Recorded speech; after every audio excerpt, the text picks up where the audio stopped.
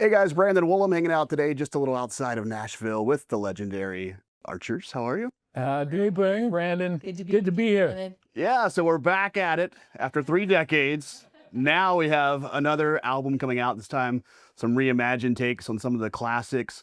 I guess we'll start with why now after 3 decades? Why does another album come out now? Why not? But why not 2 decades ago or 1 decade ago? Why not take a trip down memory lane? Yeah.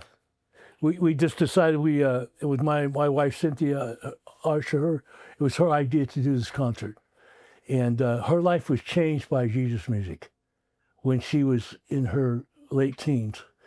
And so that really mattered to her, obviously. Mm-hmm. And we were trying to decide what we were going to do. And we were thinking about maybe going to Italy and spend a little time there, or we were going to do a concert.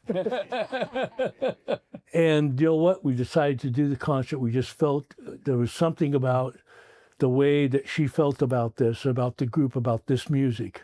And so we invited Evie Tornquist and Gary Chapman and Farrell and Sherry Kagan to come join us. And we had a great concert. We had people from 12 states and 2 countries come to that concert. Big CCM night. The big CCM night, and a lot of our peers were even in the audience. And so what happened was, after the concert was finished and we recorded it with the great Tim Akers from Nashville, he became, I think, kind of the Michael Omardian of Nashville, even though Michael Omardian lives here, but he's from L.A.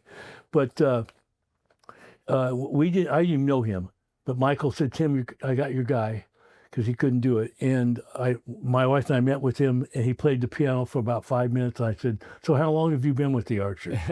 He told me, he said, "Well, I came up with your music." And he absolutely captured our sound. We hired a 14-piece all-star band. I mean, just the best guys you could have, singers and players. And he arranged the music and captured our LA pop gospel sound and our gospel sound. We have both gospel and pop gospel, and because we came up as preachers' kids. But and so we just loved the message of the good news of Jesus Christ. And we've always chosen songs that have that kind of value in message. And we had an opportunity to go into the Hollywood scene and do movies and records, a big opportunity. And God used a man to actually speak to us from God, we felt, to just continue on our track instead of taking that offer. And the rest is history. So God has blessed us with awesome people to be with, awesome players, awesome producers, just, coming out of the whole LA, everything is, you're looking for the number one drummer, there's 10 of them. So, we were blessed with that opportunity. Yeah. So anyway, the record became, we took a poll with our fans, and the songs on this record are on Legacy Live, kind of reflect their favorites and our favorites. Yeah. And we really feel good. We did it right. We really produced it to the nth degree. So we hope people will love it and enjoy and be blessed by the message. When you brought the fans in to help you select these songs, were there some surprises that you were like, I can't believe they want us to do that one again? Not in like the top 4 or 5. But yeah, maybe down the list a little bit, because I think we did 12 or 13 songs all total. And 5 of them are in a medley that's already been released as a single, the Legacy medley. But yeah, I think there were a couple of surprises about, they like that one more than they like this one. But there's the top like 4 or 5 songs that were not a surprise, because we've known through the years that people love those songs dearly. Like if we didn't do those songs, they'd probably get up and walk out. or yell from the audience till we did them. So right, yeah. So they're on the record. We could do another live album. We have blessed with so many good songs. Yeah. Did the entire concert make this album? Will there be like some random deluxe edition come out, or no? We're getting everything you got, right? Our entire set is on this record. Yeah, the whole concert, every song we did in that concert. Very end, the very ending song is just kind of a surprise. Yeah. What was the process of reimagining some of these songs that have been around for years? Are they going to sound a lot different to people, or are they going to sound just like we know from the original Archer days? For most of the songs, we stuck to pretty much to the arrangements originally done, because that's how I remember I went and saw Whitney Houston in concert one time, and she didn't do any of the licks on her song that I was used to her doing. She's still Whitney Houston. It was amazing, but we stuck pretty much to the arrangements for the most part. We just refreshed them. The only arrangement that really is different from what we've been doing live, I did not record. There's a song on the album called, in fact, it's the second single that just came out a while back, and it's called It Wouldn't Be Enough, and it's the first song our cousin actually wrote that song, Don Aldridge, and he was away from God. And when he gave his heart to the Lord, this was the first song he ever wrote. And it's been one of the biggest songs for the Archers over time. Yeah, It's just the message of the song is so unique and so powerful. And so we've been doing it live for years. I wasn't on the original album where that song was recorded, because the Archers did 3 albums with a girl by the name of Nancy Short, because I was too young. I was still growing up. Tim and I are about 10 years apart. And so anyway, when we got ready to do the album and do the concert, we went back. They chose to go back to the original. We do a version of it in concert where we kind of all 3 sing a solo some on the song. But when it was originally recorded, it was a different arrangement, and Nancy Short sang both verses. And so when we re-recorded it for the Legacy Live project, I sang both verses, and we did the original where it has lots of modulations, which I could slap Tim for to this. It has no kid. And then she knocked it out of the park. Well, it's in the original key. Yes, that was a whole nother thing. She still did fabulous. We should have lowered all the keys. But Sounds great. But there are nuances. You guys, there were nuances in Tim Akers' arrangements. Yeah. That gave it really brought it up to speed. Yeah, made it fresh. Well, and when you're using a live band, the live band expresses the way that they play those songs, but love the arrangement. It was so fun. Yeah, when you do these live recordings, you plan everything out, you think it's going to go perfectly. It never does. What were the surprises from that night that you weren't really expecting when you were recording this album? Trying to hit the high notes? Yes, because they left them all the original keys, and they were not supposed to. Yeah. But the one thing we forgot. These songs, they've been around for years, but they're still connecting with folks today. What is the song that's on this Legacy Live record that you think really resonates with the times we're living in right now? Most of them. Most of them, wouldn't you say? Well, I think Jesus is the answer. The song that the great Andraé Crouch gave us before he ever even recorded it. For our first album. Yeah, a lot of people don't know the Archers were the first to ever record that. Yeah. That's even before I came along. In fact, Steve and I sit with him while he finished the second verse so we could go record it. And It Won't Be Long, which is in the medley, is also one he gave us for that very first record. So, because Steve and I have been singing together since he's 14 and I was 17. And in a contest we entered in our denomination, and we took second in the nation, got a little trophy. We were kind of inspired by that. And then our older brother, Gary, who has since gone to be with the Lord, he took us on his revivals singing with him. So we did some of that. We're preacher's kids. And we started ministry in our dad's church, reaching out to the youth. But I think Jesus is the Answer is always a current song, because he is the answer for that world back then and this world today. Yeah, absolutely. And so I think people are going to really enjoy that cut. Yeah. And when you think of the songs, like Make Me an Instrument, it's just a song that talks about, God, please use me as an instrument of love, and encouragement, and to bring joy and hope to people. Well, and even the bridge, the lyric in the bridge that you sing, Steve, it says, "Help me see the good side in the bad side of all my days." Yeah. Everybody can relate to that. Absolutely. I was just rehearsing to that song, just getting ready to go in the studio and clean up vocals, and I just sat and wept to that whole song, and especially that bridge, because I think everybody in our world today knows what it means to see have a bad day. And when you get God's perspective of any day, it changes. It changes the way you see it, which changes what you feel. It changes how you what you experience, and then how you can relate to the world, like Steve said. Yeah, we go back to kind of when all this started with the Jesus music movement. Yep. Yes. How do you remember that affecting you both musically and spiritually as all that was happening in real time? Go ahead, Arch. Well, it was just so exciting because you're a teenager and there's movement. You know, we're on the beach with Annie Herring and Pat Boone singing about Jesus, and there's cameras and I mean, we hadn't even been a group that long, and we're listening to groups like Love Song and Larry Norman. You know, we brought him into our local town to do a concert. Yeah. And it was exciting, and to see young people's response, because the reason we wanted to do pop or rock or that type of sound is because we wanted to appeal to the youth group at our church, and we wanted to go sing in the high schools and the junior high school auditoriums, and it was just you know, how can we win these kids to the Lord? You know, because they're out there listening to rock and heavy metal and pop and whatever it is. And all of a sudden on the radio, once Christian radio got a foothold, they're listening to something that's making them move or feel or jam or, you know, that type of feeling. But all of a sudden they're going, wait a minute, did I just hear them say Jesus in this song? What is that? So it was, for me as a young person, it was just so exciting to be a part of that. Yeah, it was. It was like everybody was involved. Yeah. The people, nobody really understood what was happening.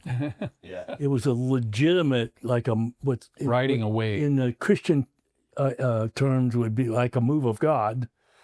I mean, Chuck Gerard, who just passed away, would tell you it was a move of God. God bless his soul. Amen. And we all were friends back there in Southern California with all these people. Yeah. And we were a little, because we weren't hippies being saved from drugs and all that stuff. We were preachers' kids, but we all became kind of like a family.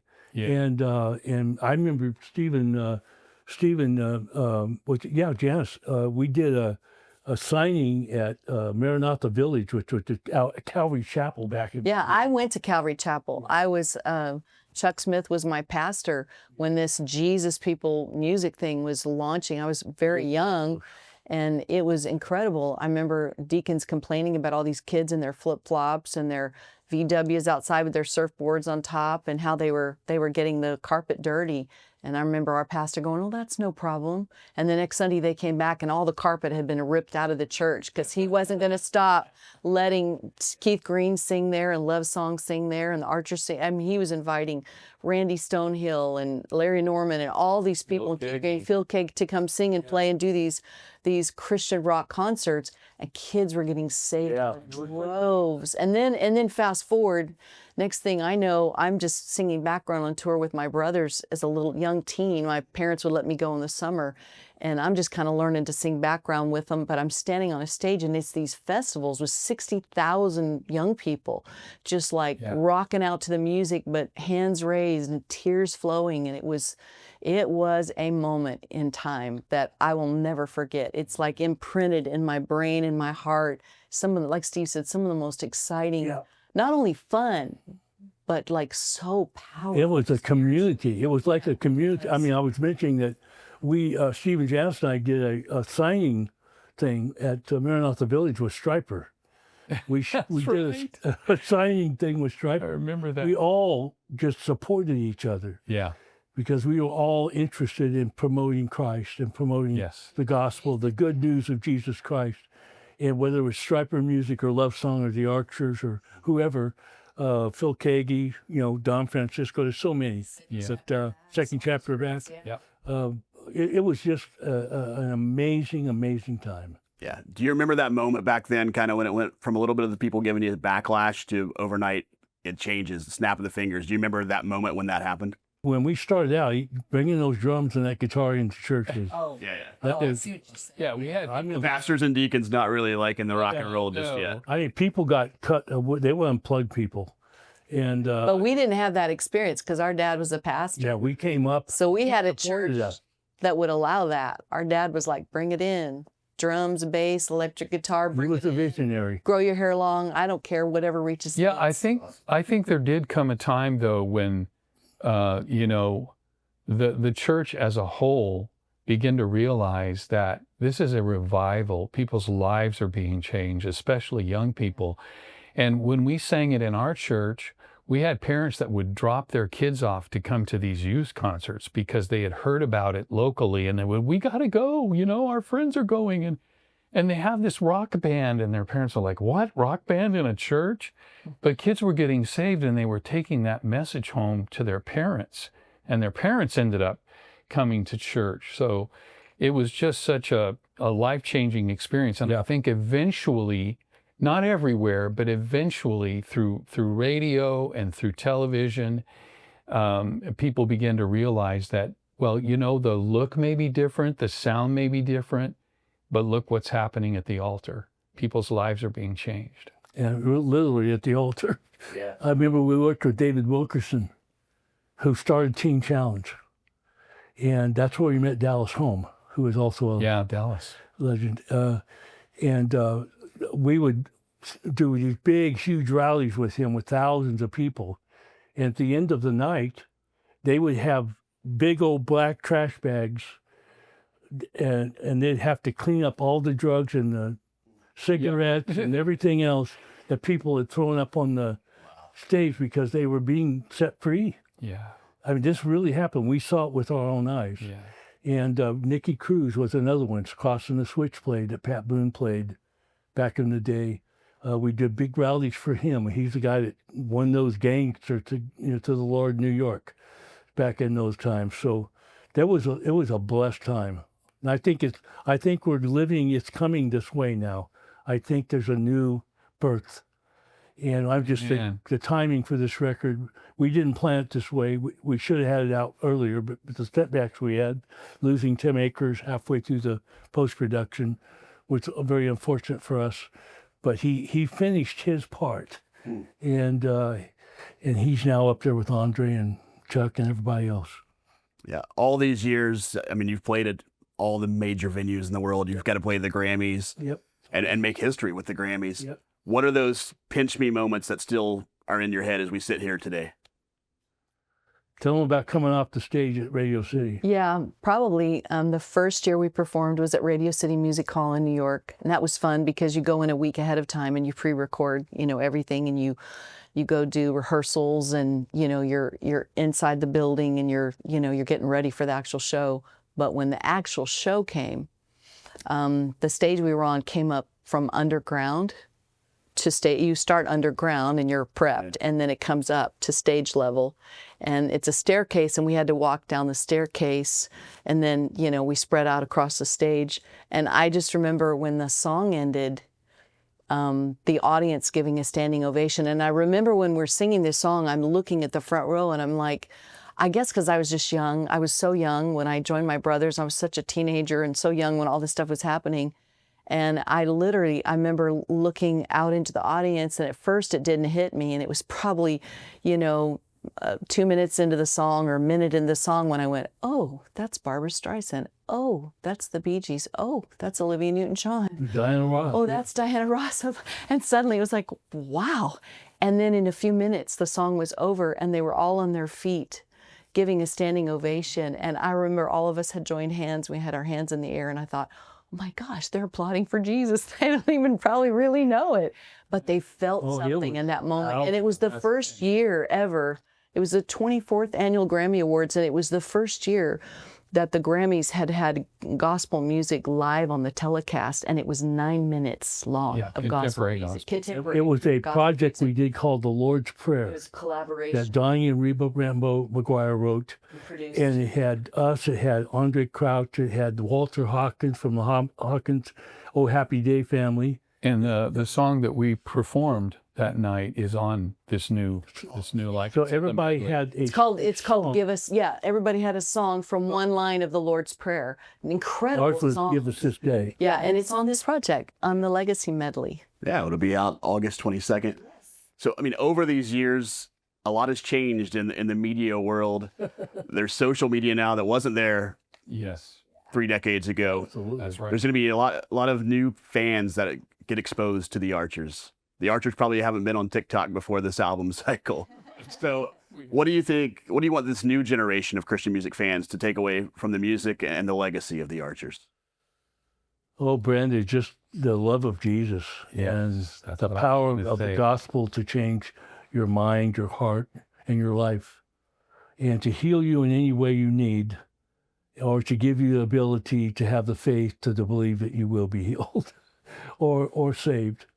I think we just want that impact. The music this is kind of original pop gospel. And I think that it still stands the test of time. And the players we have were the best. And we're just blessed that way.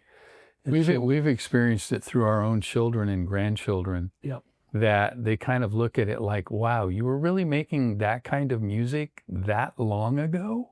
You know, because that's cool, Grandpa. You know? Steve's son, Brandon, his name is Brandon, yours name is Brandon. When we were doing some fixes vocally, because we do a live album, like you said, you make mistakes. And we were doing my song, Picking Up the Pieces, which is the end of the Legacy medley, the 5 songs in the medley. And we're doing Picking Up the Pieces. And I had oral cancer surgery in 2013. So it's a miracle I could even talk, let alone sing. That was a real miracle that took place in my life. And this record, that night of the concert, or when we rehearsed for it, was the very first time that night that I'd sing in front of public since my oral cancer surgery. Yeah. So my vocal on that, Picking Up the Pieces, that last song of the medley, I was struggling a little bit because I was living that song that I wrote in 1979 in the middle of the night. And his son, Brandon, we were in the studio in Dallas, and Brandon and Amy were there. And I was going, well, maybe I should change that line. You know what I mean? And Brandon was sitting there. He's a real man of God. He's a sweet guy. And he said, I don't think so, Uncle Tim. I felt that. Yeah. That went right through me. I hope you don't change a single thing. And you know what? We didn't. We didn't. And a lot of this record, we changed very little. Yeah. Yeah. And, But I think too, I would just kind of piggyback on what he said and Steve said, is just to, my kids have rediscovered our music all over again because they were barely born when I think when we did our final CD, which was Colors of Your Love with Reunion Records, they were just babies. And so now they've rediscovered the music all over again, and they have been very impacted. Not only, like Steve said, they're blown away by the kind of music we were doing all those years ago, but the message and the songs, like Brandon felt that when he sang the line in Picking Up the Pieces of My Life, right? And so our kids are experiencing the songs all over again, and they're very moved by them, all the way to my 4-year-old and 3-year-old. My 4-year-old grandson and his 3-year-old sister, they heard me one day at the house just rehearsing, getting ready to go do something with this Legacy live music, and they were singing Fresh Surrender at the top of their lungs. They were singing It Wouldn't Be Enough, and now they're fans of Uncle Tim and Uncle Steve, and everywhere I go. you have to talk to us on the phone. Yeah, my grandma name is Sweetie, but they're like, Sweetie, can I talk to Uncle Steve? Can I talk to Uncle Tim? And then they get on FaceTime and they can barely talk to him because they're such fans. They're so intimidated. To my 4-year-old said, Mama, I don't sing like Uncle Steve. I don't sing as good as him. And she said, but you sing how God made you to sing. So, I mean, the music is just reaching. And we have heard so many stories about the songs. I mean, fans are messaging us all the time. One kid that was struggling with leukemia, and his mother played our music in his home for years. And in reaction to chemo, deathly ill one day, he asked her if she would sing You Know the Future. He said, Mom, sing that Archer song, You Know the Future, a 20-year-old kid. So you just don't put God in a box. You don't put music that God uses in a box, because you just never know how far-reaching these songs, and like the guys have said, and the message of these songs could still go to touch someone's life. So I hope if there's young listeners, they'll just give it a lean in and a good listen. And as they're leaning in, the message of these songs will have a whole fresh life, and and the anointing that's still on them will really, Our music's will fun. change their lives. Our Yeah, music, a lot of it it's really jams. fun. Yeah. We can jam. Stand ups Oh, yeah. on there. There's what celebrates on there. There's some kicking songs. It was fun too because in the studio we had young engineers. I don't know why, but with these really young engineers every time, and they were tripping out over some of our, especially the up stuff that's on the album. They were like, "Wow, this stuff is great." So that was fun for us just to see a current generation enjoy the songs. To have this opportunity, we're blessed to have had this so opportunity to Amen. bring this music to the public again, and in such a way, with this great band. We got horns, we got, you name it, we got it. Yeah. Has working this album and these promo days kind of reignited maybe wanting you to get back into the studio, maybe with the kids to keep this legacy going and put out We more have original thought about music? that, Absolutely. like a next gen. Yeah, we've got some We've talented. got some talented kids, let me Yep. tell you. Tim's got 2 girls that can sing incredible. Steve's got 3 girls and grandkids that can sing like you cannot believe. I mean, that We have some whole good- genetic thing is really That's the real. biggest surprise. Some of our kids are really gifted. Yeah, super talented. Will we get to see any of these songs outside of this recording live? Is there any tour dates coming? Well, I'm sure they will. We had a chance to go sing with our friends Jeff and Sherry Easter. Now, we have a Southern gospel hit with them right now, #1 song. Wow. Sunshine on a Cloudy Day that Steve wrote. Yeah, and we actually did on our You did on- Celebrate Live album, right? Back in Yeah. 1980. And Sherry was a big fan of the Archers since she was a young girl. And now they're like Southern gospel royalty. And so they asked us to sing backup, and we did. So- And so now we have a hit record with Jeff and Sherry Easter. Oh. Check them out; they're fantastic. Yeah. Amazing. You got you got 10 days to check that out because this album comes out August 22nd, and then you got to shift over to Legacy Live and give these recordings a listen. Good hanging with you guys today. Hanging with you, Brandon. The CD will come shortly after. Yay, got to.